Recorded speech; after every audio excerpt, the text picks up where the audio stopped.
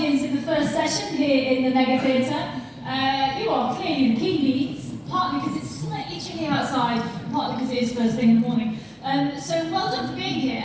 We do have a lot of things to discuss, and it's all we're interested in cities built around bikes. You know, I will declare an interest here. I cycle almost everywhere, and we all hear that cycling is a good thing. We should cycle more, but lots of people don't do it. And I think the reasons people don't do it yet are really interesting, because there is lots that can be changed. And of course, in this country, the bike discussion is often focused around London, but there are other cities and non-city places, and you know, to some extent we want to include everyone. And this all comes down to, is cycling for everyone, and what do we need to do to make it for everyone? How do we need to redesign our cities to make all of that possible? So there will be lots of answers for you. You will also have the opportunity to ask questions as well. And since there's not very many of you, you might get to ask a lot of questions, we'll see. But let me introduce our wonderful panel to you, who have lots of expertise on this. We have Russell Forrester, who is the Area and Special Projects Manager for the UK, France and Japan for Van Move. I reviewed one of their bikes a year or two ago, I think, on Fully Charged.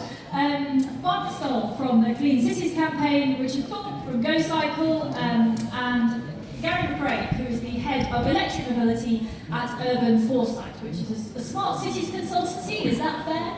Yeah. Okay, so just to get started, just to sort of work out who we're talking to here, how many in the audience would call themselves a cyclist, who cycle sometimes or quite often? Quite a lot, but not everyone. How many people here don't cycle, would like to cycle but feel it's not quite for them? There's no shame in this. Yeah, a couple of few of those, great. There's lots of people in that category. I'm very glad you're here. Okay, so that's good. So we've got a mixture of enthusiasts and people who are still learning. So let's start with the beginning bit about cycling and cities. And this is a question for all of you, really, which is why is there so much discussion about cycling? Like if you look at that hall over there are a screen loads of transport. It used to be there was cars and walking, I suppose there's always been bikes, and now cycling is being pushed and pushed and pushed. Why is that? Why is there such a discussion around cycling in cities? Barbara, perhaps you can go. Yes, thank you, and very happy to be here this morning with everybody, even though it's a bit chilly. But first and foremost, we have a climate emergency. So we know that we have a gigantic problem to solve in the world. We have to drive down emissions, and emissions from transport have been steadily increasing. And one of the ways in which we can reduce those emissions is to take polluting cars off the road and ride bicycles instead. Bicycles are a zero-emission way of getting around, and especially in densely populated urban areas, they're a fantastic way to get around. They're fast enough, they're practical, they also make us healthy. You can avoid 18,000 premature deaths in Europe just by, encouraging more cycling. So, I can see why the conversation is coming up more and more. And I think right now, bicycles are also the most democratic way of getting around in cities. So there is not a single other transport solution that can really get people to places in a healthy way. Anybody else got anything to add on why cycling is, yeah? I think it's for the exact same reason that most people are at the show. It's electric power. I left McLaren Cars in 2002 to start Go Cycle. When I was raising money to start the company, putting business plans together, there wasn't even a slice on the bicycle market pie for electric bikes. And I watched that whole process start to kick off. And it's the e-bike and that electric power that I think has really helped transform people's expectation of what an e-bike is and what it can do for you. And even after 20 years of still commuting every day on the e-bike, it still makes me smile. It gets me to work from A to B much quicker than I ever could. When I'm tired on a Friday, the fact that I have an e-bike, I'll get out the door. It's one less barrier to get me out and going. So I think electric power is really something that's boosted people's awareness of cycling. Okay. Yeah, I think cities, so many people want to cycle now, but in terms of nothing is in it. So you hold your microphone a little bit closer. I'm not sure if it's working. I don't know if it's working, is it? Yes, yeah, the microphone.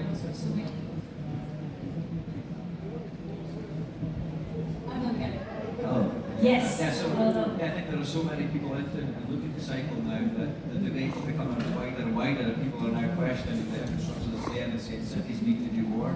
I think it's just the sheer volume. People, I always think it is the most convenient point of transport. It goes from your house to your work or wherever you're going. No other mode of transport does it absolutely door to door.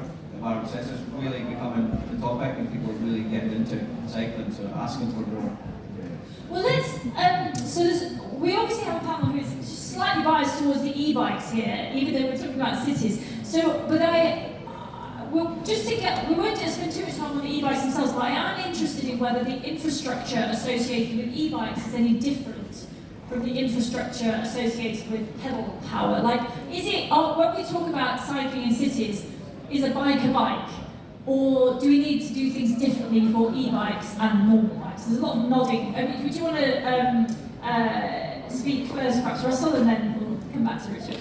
Yeah, I think from our standpoint, there shouldn't be much of a difference. I think we want to increase mobility for our cities through reducing barriers rather than putting more barriers in place. So if we're having to then think of e-bikes and non-e-bikes as two different, I think it's going to just create the problem, and it will help put a barrier, not help put a barrier, but it will put a barrier in place to progress and to the fact that we need to strip everything back and completely rethink.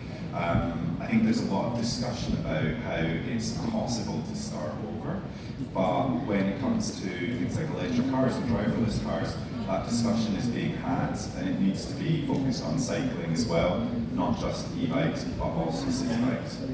And Richard, what's your perspective on that? I think absolutely. I think the infrastructure for e-bikes needs to be at a higher level than for bikes, and I'm a fan of cycling, so I buy normal bikes and e-bikes. I don't necessarily think there's a hierarchy there. It's pedals and two wheels. But e-bikes are more sophisticated vehicles. They've got lithium batteries. There are a lot of things that you need to make sure you get right when it comes to service and support. There's a higher service burden for e-bikes. We're one of the only companies, I think, in the UK that pay our staff to commute 40p a mile on the e-bike and 20p a mile on the bicycle. That's a representative value of the extra burden that you have in maintaining an e-bike. I think it's all good for the industry, though. More sophisticated repair centers are needed, more training, higher quality jobs. There's a whole economic segment to maintaining and making sure e-bikes are out there. Right now we're in a massive selling mode, so everyone's buying these things, but they need more maintenance and support. You've got to be careful when you ship a lithium battery from A to B. It takes special paperwork and all those things. And every bike shop out there, and every service center has to lift their level of understanding of what these vehicles are. It's the same thing as with electric cars. There's a whole new market being created. So yeah, I think it's a big factor. So it's not so much what's on the roads themselves, but the support structures around it that are a bit different. Exactly. Exactly.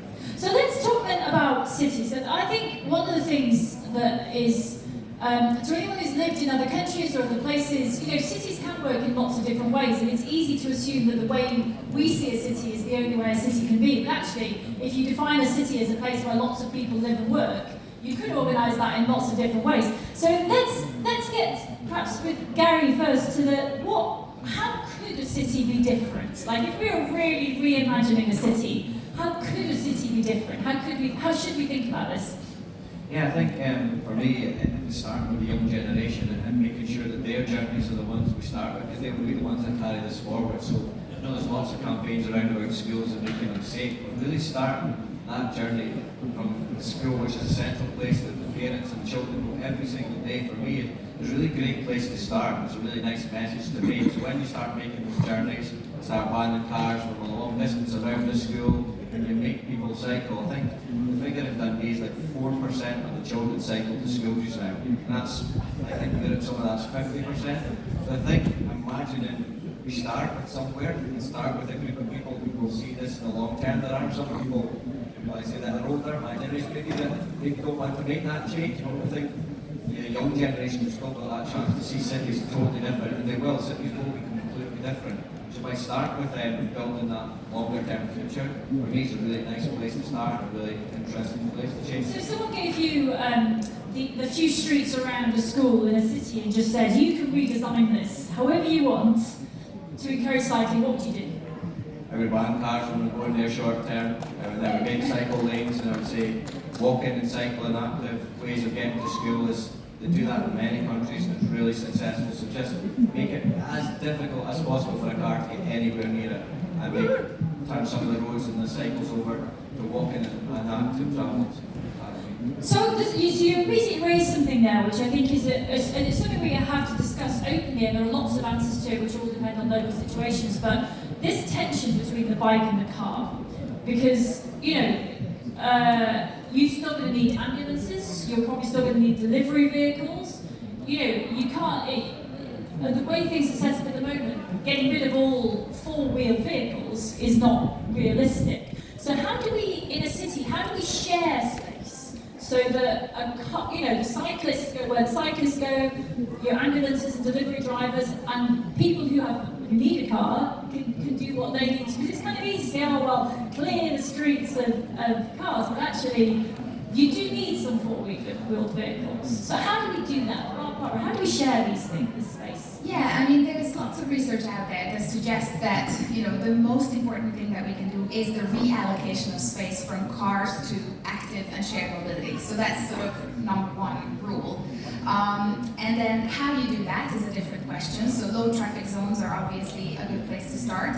And a low traffic zone doesn't need to be imagined that there's absolutely no vehicle on the road. The vehicles that remain or that can have access can be those that you just mentioned, delivery vehicles, ambulance vehicles. Those are not the vehicles that plug up our streets usually. And they also necessarily don't have to be the vehicles that pollute our air and our climate. So, in a way, this reallocation of public space, which is currently predominantly taken up by cars and, diesel and petrol cars of that sort,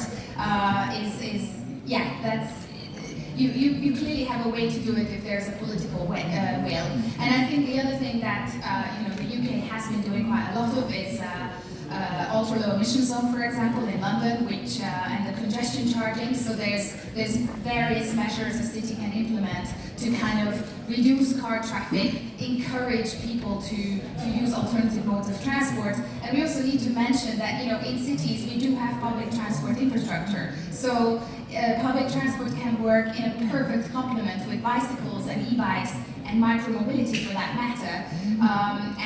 And if you have low traffic zones or 15-minute cities or super blocks like the ones in Barcelona, then you can actually, not only work to create better spaces and encourage the uptake of alternatives to the car, but you can also create more happiness, more health, and more livability in some of these spaces.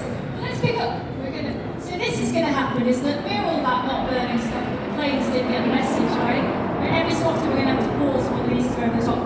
So I want to pick up on that as a specific example, because I think that one of the problems with this debate, in a way, is that it's framed in terms of taking things away and not imagining what you could have instead. So you mentioned in Barcelona there's a system that had 15-minute blocks. Explain to me what those are and how they work.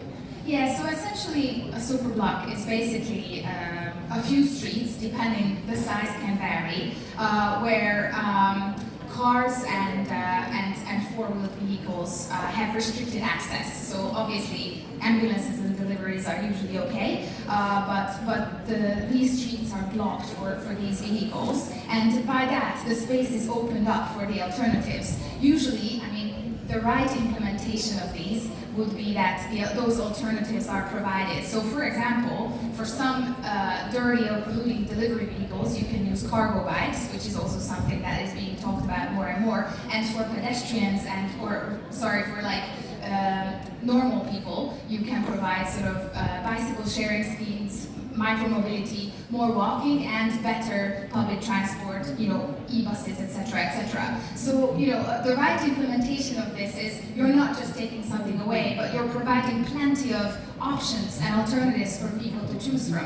And I think that's the point. Like, humans are, creatures of convenience, so we can't just sort of take things away and then not give people the freedom to move around, because that's not the idea. And of course, a final point is, shared e-cars can also be an option, because if we share cars and not just let them sit around 95% at a time, which is what happens right now in cities, then of course that's a much better way of using that resource. So yes, we'll come to vehicles themselves in a minute, but just from anyone else, are there any other examples? Because I really want to paint a picture of how you can organise this, like what things can you put to go on, Richard?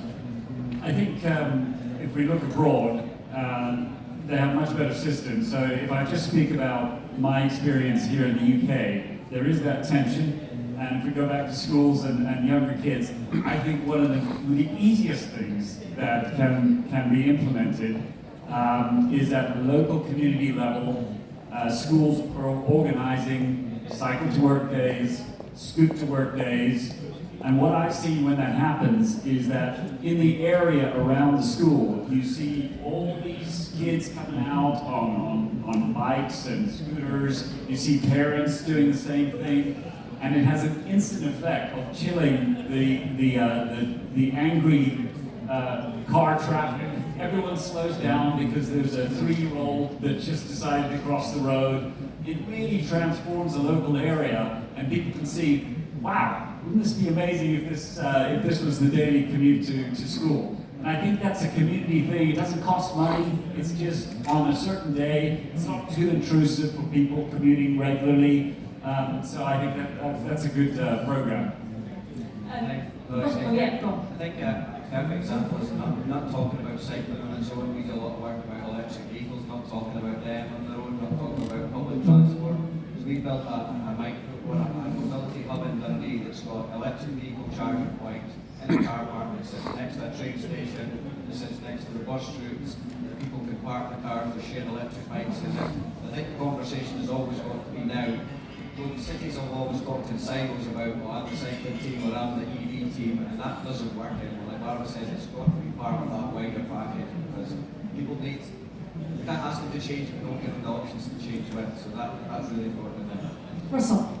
Yeah, I completely agree. We're a Dutch company, and I spent a lot of time in the Netherlands, and one of the ways that the Dutch do it really well is that transport authorities actually implement hubs at all of their stations. So it's not just about you commuting from A to B on a bike. You might be commuting A to B on a bike and then B to C, by train, or the other way around. So we need to look at how we can open up cycling as a community to people that can't just do it as one part of their journey, so that they do have those hubs, charging points, safe storage, easy access to rental bikes if they don't purchase their own. And then if you look at the Dutch government and their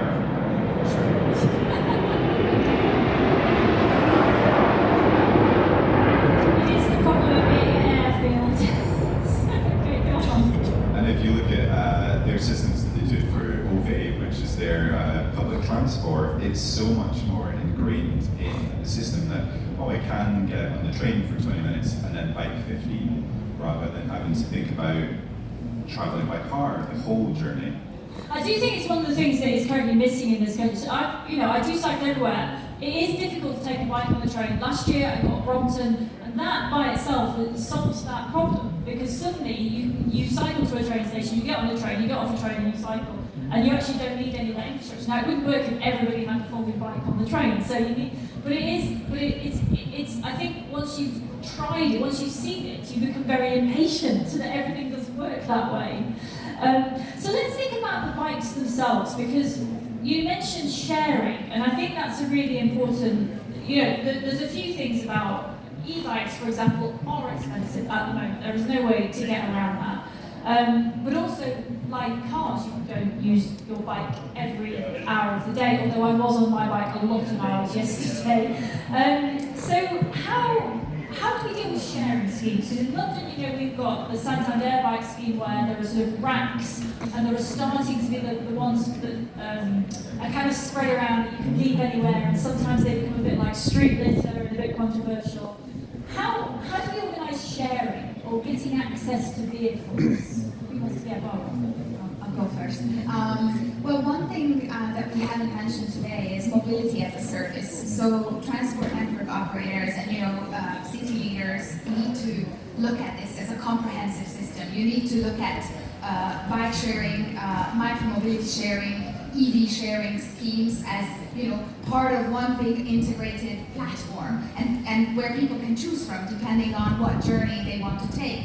Because a journey down to the local shop may be a completely different one than to go and see my grandmother, 2 cities away. So I think that's one thing, that it's not an either or, but technology allows us now to make this possible. And I agree with someone said that in the UK it's not that prevalent yet. That these apps are not quite there. They're now coming up, and more of the ride-hailing apps are now integrating other modes of transport as well. So bicycles and of course micromobility, but we need to see a lot more of that, basically, because that's the way to solve the problem. Because then you have your phone, you tell your phone where you want to go, and your phone will offer you all the options that you can do.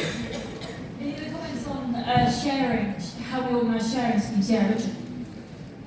I think the sharing schemes that started with the, you can leave it anywhere and just pick up a bike and move on. I think those schemes have been a great catalyst for helping cities become more aware of what urban mobility could look like.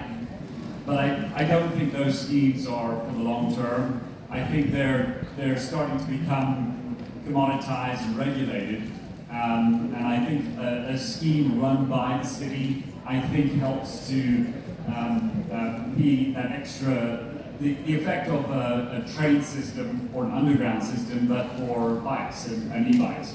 So I think they have a really good place in creating this multimodal system to give people options. But I'm not a big fan of the independent just dump the e-scooter or the e-bike wherever you want. I don't think communities like that. Go on, Gary. Yeah, I'd say we introduced that in a shared docked electric bike system in Dundee a few years ago. If you're ever been to Dundee, the weather's not always best. And really unsure if people would take to it. City loved it, and it's been double the size of it now. It's really become a key part of people like to be seen, to be using it. It's really become a focus. So I think they see that docked system that. And he's got his challenges like every city does, but one of the interesting stories we have is they managed to monitor it at night, and somebody stole a bike off the docking system, drove around the city for 4 hours, and then put it back on in the middle of the night. So we've got honest people who are bad. Honest thieves. Honest thieves. It's really great, but it feels like it's part of the city now. It feels like it's owned by the city, and people are really proud of the fact that the people of the city are using it. It's a real great thing to do. Okay. I want to get on to, so it's very easy to paint a picture of a future that perhaps looks like Utrecht or Amsterdam, but we've got the streets we've got now. So what is the path to this? Is it the case that there's still low-hanging fruit, I think, and is it just a case of incremental bit by bit by bit and you can get there? Or is this going to take, there was a discussion in London a couple of years ago about just shutting Oxford Street, big shopping streets to cars. And that would have been a single big change. And I think it didn't happen, and then it might be happening again, and I've lost track of what's happened with that. But do these have to be dramatic changes? Or is it incremental if there are low-hanging fruit at the time?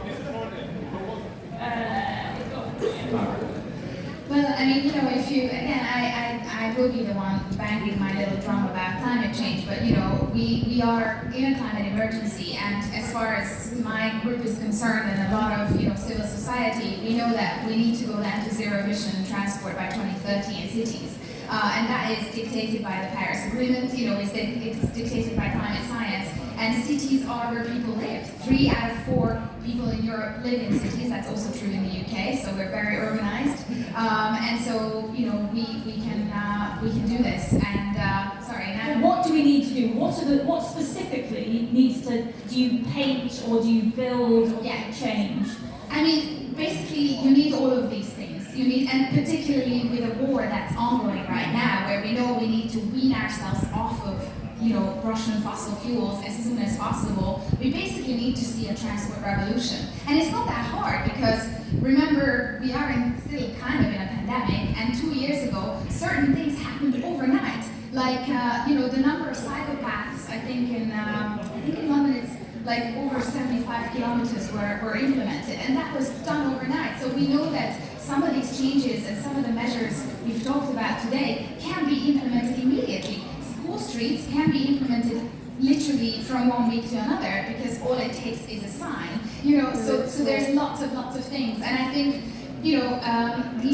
all these small little things would add up to a revolution if they were done properly and quickly. So what we really need is the political will to implement them. And I think then it can add up to a revolution. Well, just before we go to Richard, because I can see he's got something to say, I think there's something very interesting there, which is the communication. Because one of the issues with the low traffic neighbourhoods in London was that some of them were done very well, some of them were very badly done, and there were signs were very poor, and then people got fines for reasons they had no idea of. That if you look at some of those streets, you could not have known that you were not, like, if you were paying attention to the road, which you were supposed to be, literally, and then people got very cross. So I think there is a sort of tension there between, there's a lot about how you do it. Absolutely, and just to add to your point, I mean, research suggests that it's not about the low traffic neighborhoods themselves, that people don't like it, because people get used to it, you know what I mean? It's about how they're implemented, how they're communicated, and if the public is consulted, and the councils need to do much more of that.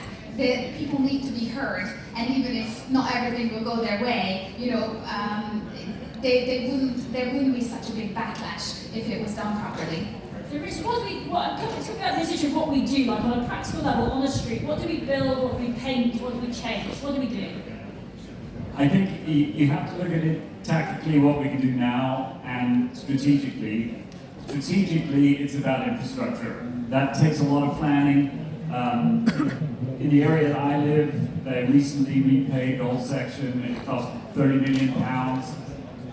It's been years in the making, and you just have to have that steady push happening, and that's going to take a long time. What I think the governments can do now is use the soft selling tactics, if you will.